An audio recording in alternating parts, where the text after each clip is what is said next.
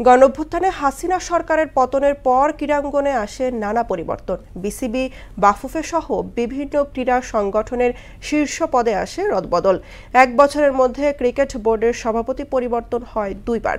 এছাড়াও বাফুফেতে সালাউদ্দিনের আধিপত্যের অবসান হয়। সংস্কার করা হয় দেশের কয়েকটি স্টেডিয়াম। এক বছরের ক্রীড়াঙ্গনে ঘটে যাওয়া পরিবর্তন নিয়ে মুদাসসির আলীর প্রতিবেদন।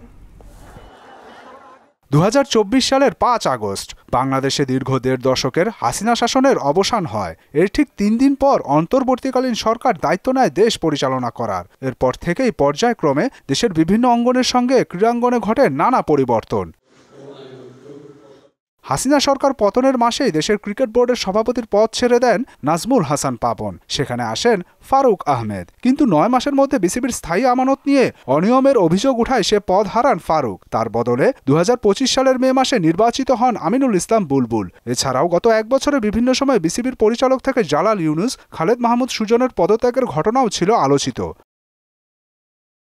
হাসিনার পতনের পর বাংলাদেশ ফুটবল ফেডারেশনের নির্বাচনে সভাপতির পদে আর না দাঁড়ানোর ঘোষণা দেন কাজী সালাউদ্দিন। এরপর 26 অক্টোবরে হয় নির্বাচন। সে নির্বাচনে নতুন সভাপতি পদে নির্বাচিত হন তাবিথ আউয়াল। বদলে যায় বাফুফে কমিটি।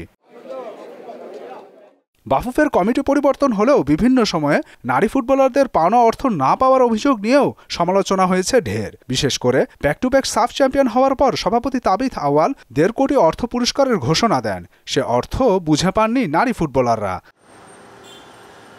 তবে এসবের মাঝে আশার আলো দেখে জাতীয় স্টেডিয়াম। বঙ্গবন্ধু থেকে নাম বদলে হওয়া জাতীয় স্টেডিয়ামের সংস্কার কাজ শেষ হয়। সিঙ্গাপুরের বিপক্ষে বাংলাদেশের এশিয়ান কাপ ফুটবল বাছাইয়ের খেলা গড়ায় সে মাঠে।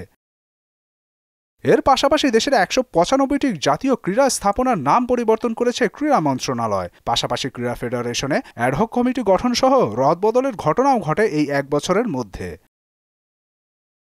মুদাসসির আলী, মোহনা সংবাদ।